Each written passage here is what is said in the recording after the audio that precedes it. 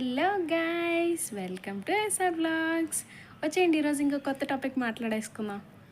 ఈరోజు టాపిక్ ఏంటి తెలుసా? ఫుడ్ గురించి గైస్. ఫుడ్ మీలో ఎవరైనా ఇప్పుడు ఒక ఫుడ్ అనుకొని అక్కడికి వెళ్ళి కొనుక్కునే లోపల ఒపీనియన్ మార్చుకునే వాళ్ళు ఉన్నారా? అది కమెంట్ చేయండి. ఎందుకంటే నేను ఈరోజు అదే జరిగిందనమాట.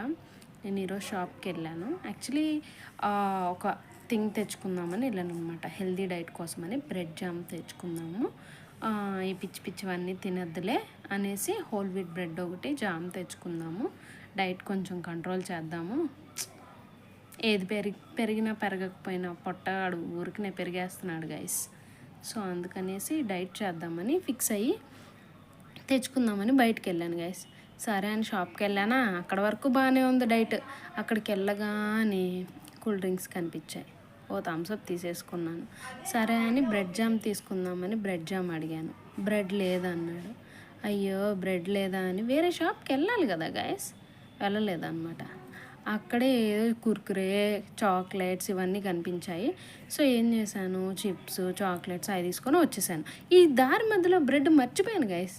లిటరలీ మర్చిపోయాను. ఇవన్నీ తీసుకున్నాను కదా, ఇవన్నీ తీసుకొని వచ్చాను. ఆ బ్రెడ్ సంగతే మర్చిపోయాను గైస్. ఇక్కడికి వచ్చిన తర్వాత, పీజీకి వచ్చిన తర్వాత నాకు గుర్తొచ్చింది, అరే అసలు మనం వెళ్ళింది ఏంటి, మనం తీసుకొచ్చింది ఏంటి అని. అప్పుడు వచ్చింది డౌట్. ఇలా ఎంతమంది చేసుంటారు?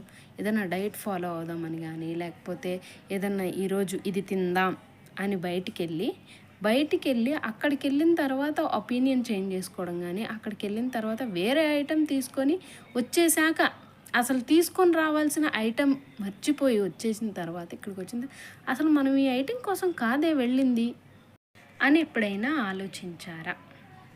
కమెంట్ చేసేయండి గైస్, మాట్లాడేసుకుందాం మనం. ఓకేనా? అయితే వీడియో నచ్చిందా?